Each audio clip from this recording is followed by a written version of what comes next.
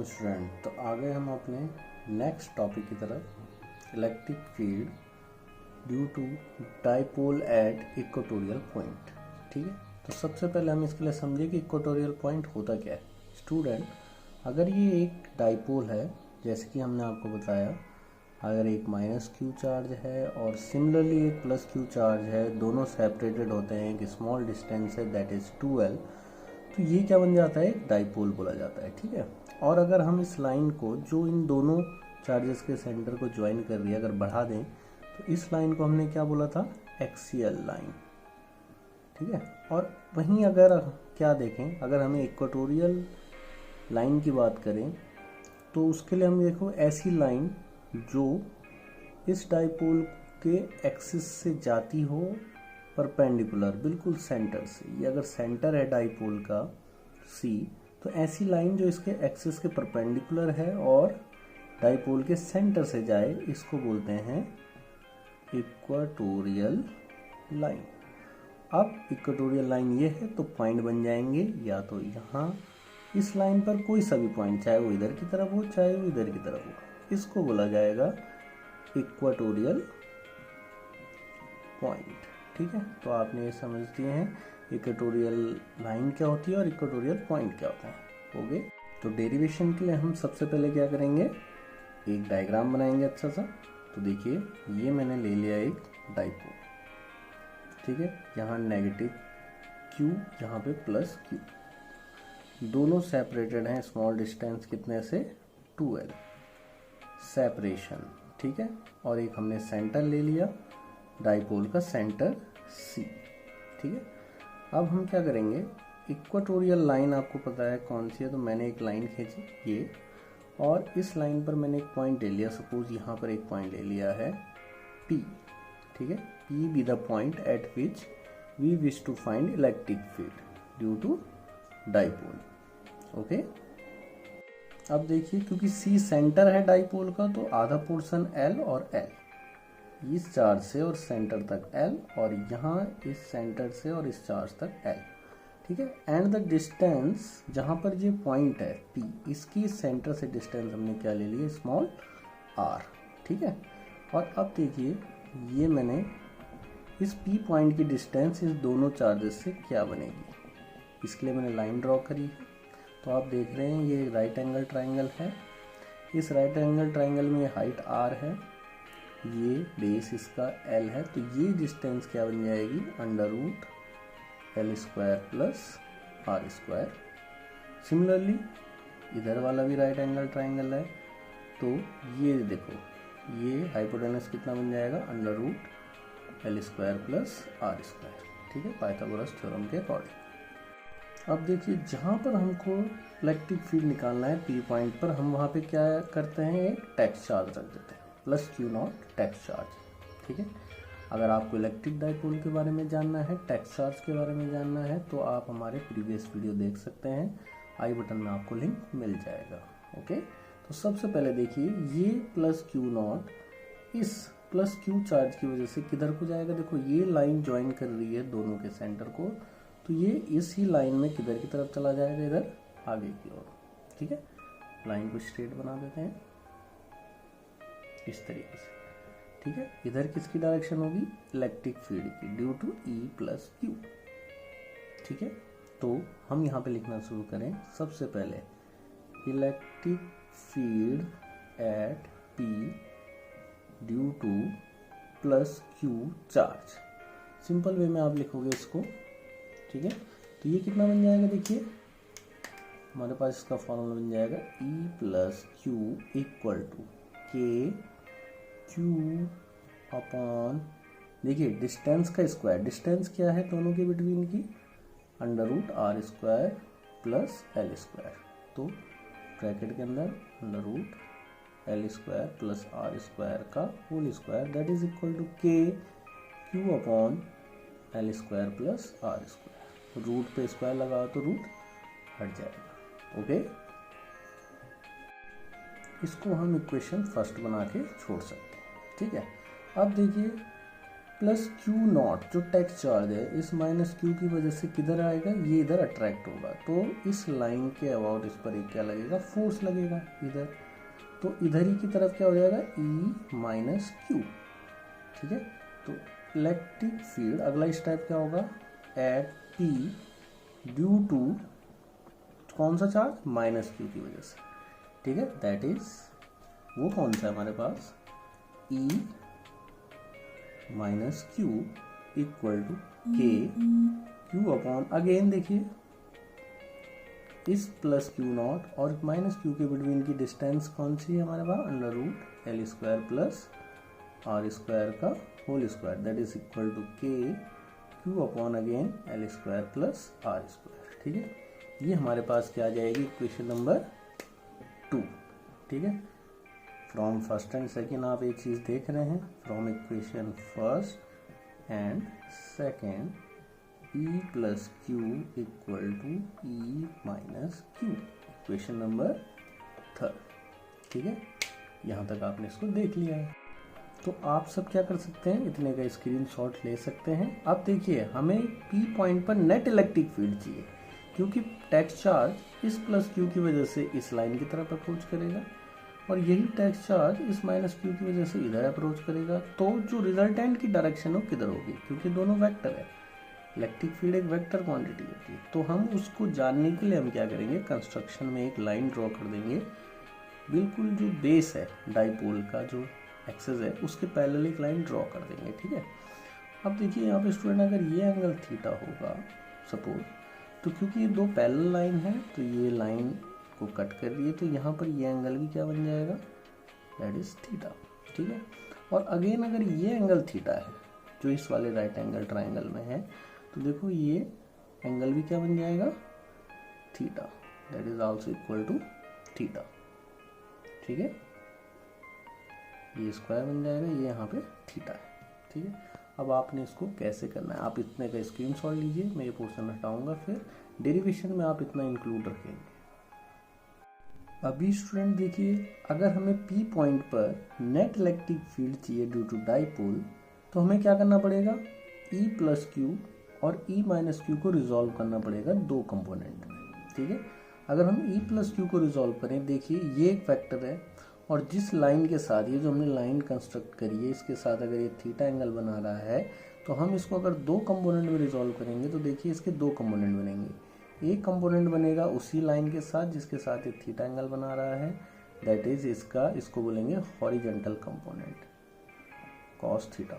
देखिए एक मैं रफली लिख लेता हूँ, अगर ये कोई वेक्टर है, सपोज ई एक वेक्टर है, इसके साथ अगर ये लाइन थीटा एंगल बना रही है, तो आपको बोला जाएगा अगर इस ई को रिजॉल्व करो तो आप क्या देखेंगे, जो लाइन इस वेक्टर के साथ थीटा एंगल बनाएगी नेसेसरली उसको हमेशा आप इसका हॉरिजॉन्टल कंपोनेंट बोलेंगे।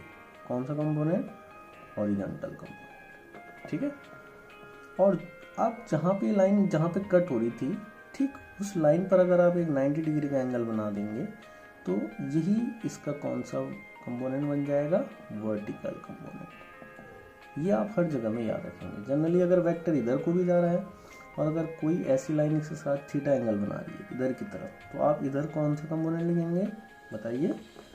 हाँ, जो लाइन थीटा एंगल बनाए वेक्टर के साथ वो उसका हॉरिजॉन्टल कंपोनेंट देगी, और ठीक उस लाइन पे जहाँ पे मिल रही है, अगर मैं 90 का एंगल ड्रॉ कर दूँ इस लाइन के साथ, तो यही इसका कौन सा कंपोनेंट बन जाता है, साइन थीटा वाला कंपोनेंट बन जाता है।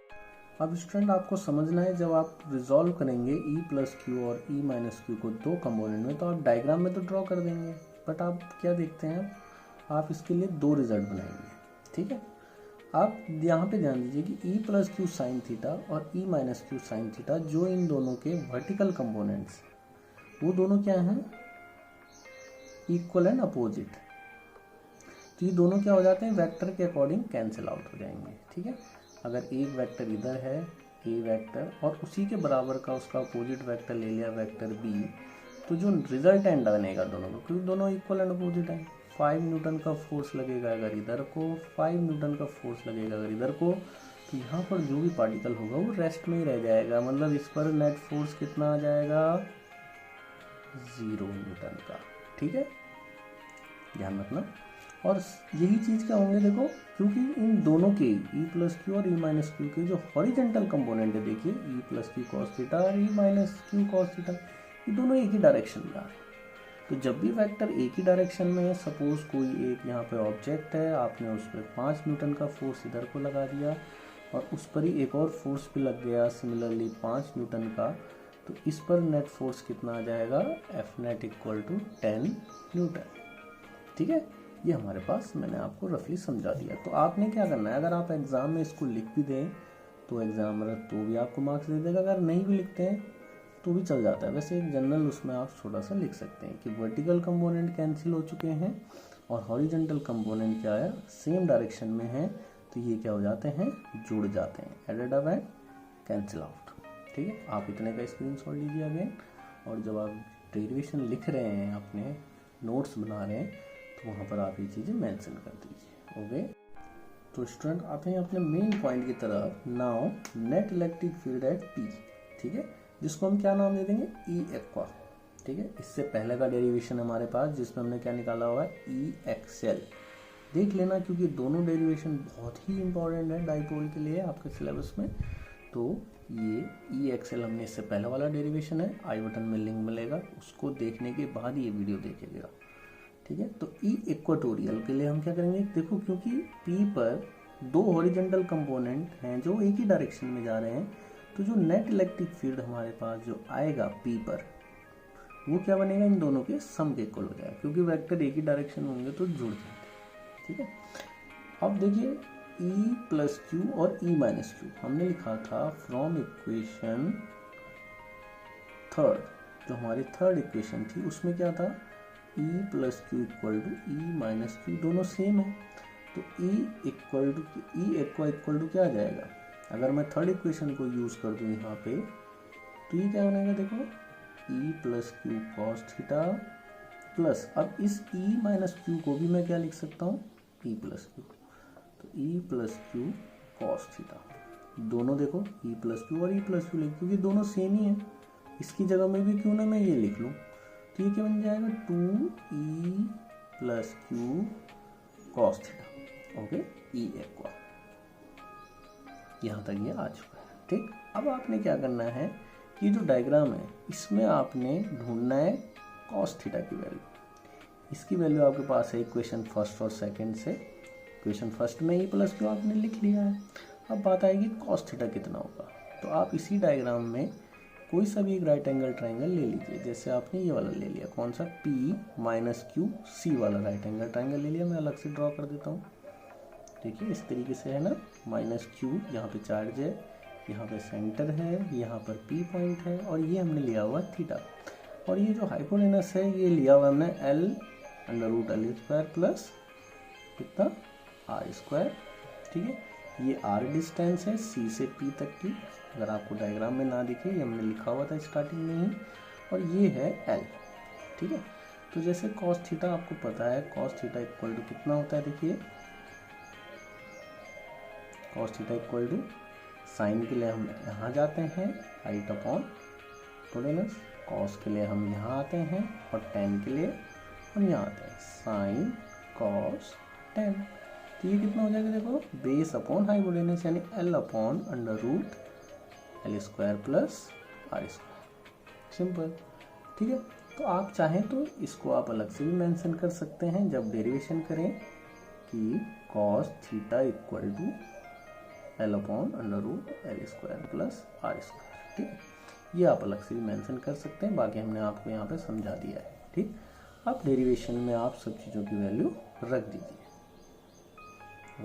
तो हम रखना शुरू करते हैं वैल्यूज़ को। तो सबसे पहले हमने यहाँ पे दोबारा लिखना है ई एक्वा equal to 2 into E plus Q कितना है, देखिए इक्वेशन फर्स्ट और इक्वेशन सेकंड में हमारे पास क्या है values, K Q upon R square plus L square into cos theta की वैल्यू ये थी, अभी हमने आपको समझाया था, L upon under root L square plus R square. ठीक है, अब आप इतने का स्क्रीनशॉट लीजिए, मैं इसको साफ करके डेरिवेशन को आगे बढ़ाता हूँ। ओके, तो स्टूडेंट यहाँ पे आप देख रहे हैं ये हमने लास्ट टर्म छोड़ी थी। अब इसके बाद हम क्या पढ़ेंगे, इसके आगे इसको बढ़ाते हैं। देखो ई एक्वा इक्वल टू क्या छोड़ा था मैं, देखो 2 आया, ठीक है, के क्यू एल, ये ऊपर रह गई चीज़ें हैं। नीचे क्या रह गया हमारे पास, देखिए एक है L square plus R square और साथ में क्या आ जाएगा under root L square plus R square. ठीक है, ये दो टर्म्स हमारे पास डिनोमिनेटर में। ठीक, अब हमने क्या करा, ऊपर जो टर्म्स थी उसमें से के बाहर ले लिया और 2ql को एक साथ लिख लिया, के अलग कर दिया, 2ql को एक साथ लिख लिया है। अपॉन में क्या करा, देखो L square plus R square तो है ही। अब ये जो रूट था L square plus R square को, इसको L square plus R square की पावर 1/2, ध्यान देना रूट के अंदर है कोई चीज़ तो पावर क्या लगेगी 1/2, ऐसे भी लिख सकते हैं। ओके, बट इसको डेरिवेशन में शामिल नहीं करना, ये सिर्फ समझने के लिए।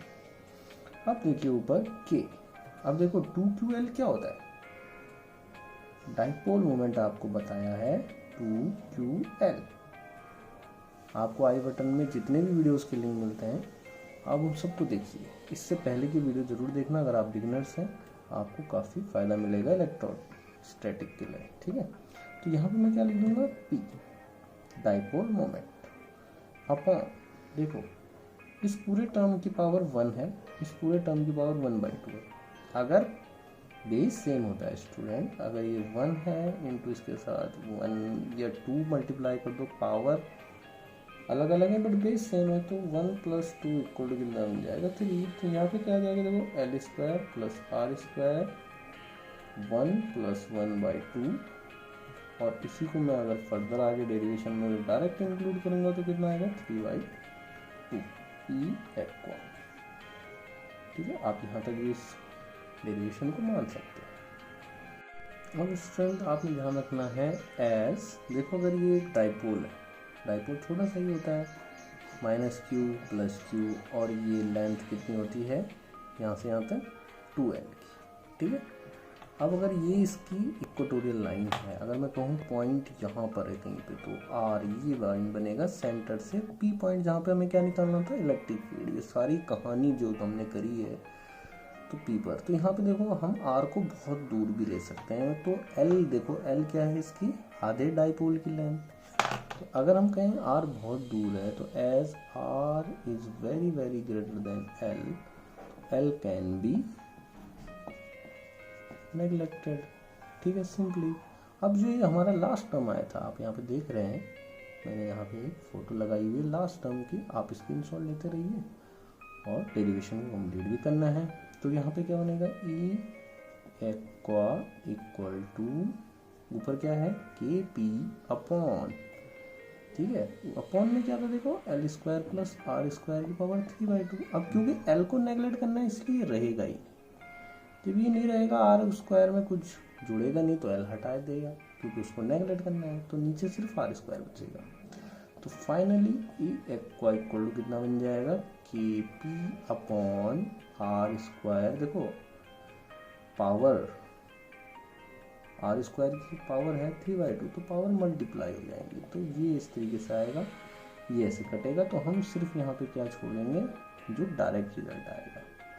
ठीक है, 12th क्लास में तो थोड़ा बहुत तो मैथ्स के कैलकुलेशन आप जल्दी से करके डेरिवेशन में लिख देना। ठीक है, तो ये रिजल्ट हमारे पास बन जाता है जो हमारे पास आया है। ठीक है, ई एक्वा। ठीक है, अब जल्दी से देखें graph between E and R. तो देखो अगर मैं यहाँ पे आर ले लूँ, यहाँ पे ई ले लूँ, तो हमारे पास फॉर्मूला क्या है, ई एक्वा इक्वल टू क्या था, के पी अपॉन आर क्यूब, यानी ई एक्वा जो है वो देखो ये कांस्टेंट रहेगा डाइपोल के लिए के पी, तो inversely proportional to R cube. तो जब भी इन्वर्सली प्रोपोर्शनल ग्राफ बनाना हो तो सिंपली आप ऐसे ड्रॉ कर देना। ओके, ये बनेगा इन्वर्सली प्रोपोर्शनलिटी का ग्राफ। अगला टॉपिक इसमें देख लेते हैं जल्दी से, direction of net electric field at equatorial point and dipole moment. ठीक है, ये समझना भी जरूरी है। देखो अगर ये डाइपोल था माइनस क्यू प्लस क्यू, और हमने लाइन ड्रॉ करी थी इक्वेटोरियल लाइन, ये यहाँ पर हमने एक पॉइंट दे दिया है P। तो अब आपने देखा क्या होगा, यहाँ पर एक टेक्स्ट चार्ज रखूँगा मैं। अब मुझे यहाँ पे बताना है कि नेट डायरेक्शन किधर होगी। इक्वेटोरियल पॉइंट पर जो हमने इलेक्ट्रिक फील्ड निकाला, क्योंकि वो भी एक वेक्टर क्वांटिटी होगा, तो बट उसकी डायरेक्शन कहाँ होगी। तो हमने क्या करा, देखो डायग्राम तो ऐसे बनाया, डेरिवेशन में भी डायग्राम।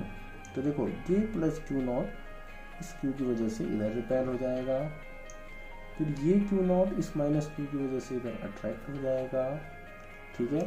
तो यहाँ पे हमारे पास दो चीज़ें आ जाएंगी, that is E plus Q, E minus Q. तो जो रिजल्टेंट डायरेक्शन आया था इधर आया था E एक्वा, ठीक है। इधर हमने देखा था कि दोनों हॉरिजॉन्टल कंपोनेंट इधर आए थे।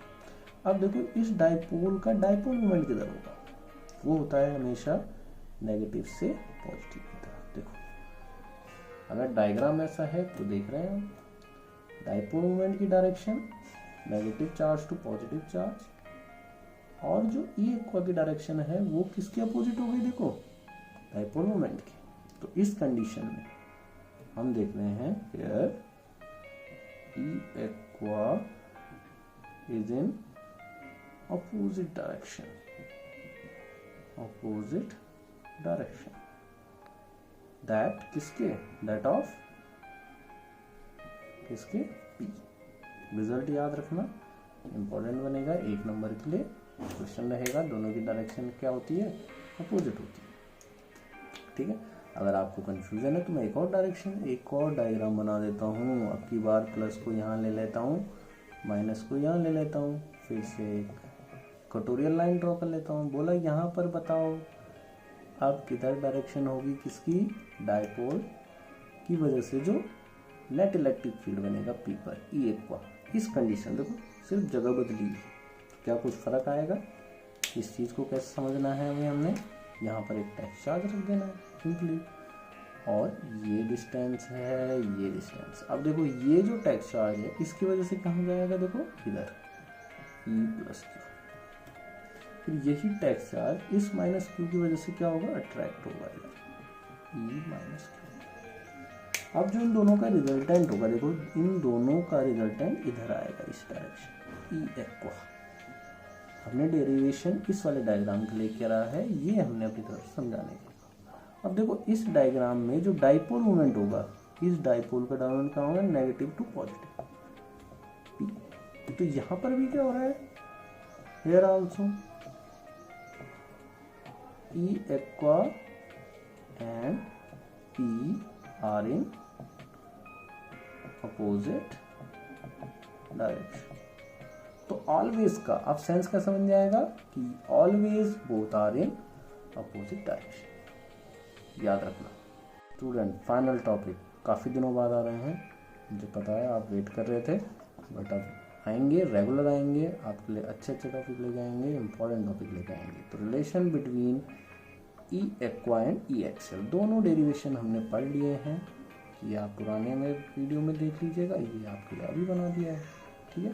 तो देखो V है, अगर दोनों में रिलेशन निकालना है दोनों के फॉर्मूले लिखिए। E एक्सेल इक्वल टू कितना होगा, देखो K2P upon RQ, equation first, and E एक्वा इक्वल टू कितना होता है, KP upon RQ, equation number 2।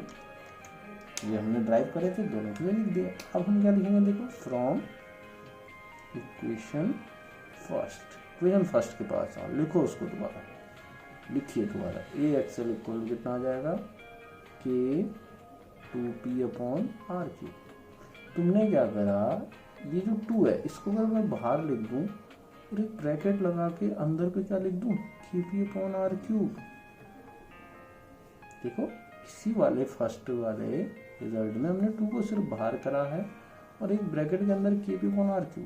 तो आप देख रहे हैं ना कि KP अपॉन RQ तो क्या है, E एक्वा। तो E एक्सेल इक्वल टू 2, और ये जो लिखा हुआ है ना इसकी जगह मैं क्या लिख दूं, E एक्वा, यानी कि इलेक्ट्रिक फील्ड जो एक्सेल पॉइंट पर आता है ड्यू टू डायपोल, वो 2 टाइम्स होता है किसके, electric field at equatorial point. Important point है, 1 मार्क्स का ये भी आ सकता है। Okay, thank you student watching from my channel. और अब वीडियो आपको रेगुलर मिलती रहेंगी, इसलिए लाइक शेयर और सब्सक्राइब करके ज़रूर जाना। और आप समझेंगे तो मुझे भी खुशी होगी, सब्सक्राइब करेंगे तो हमारा हौसला बढ़ेगा। Thank you.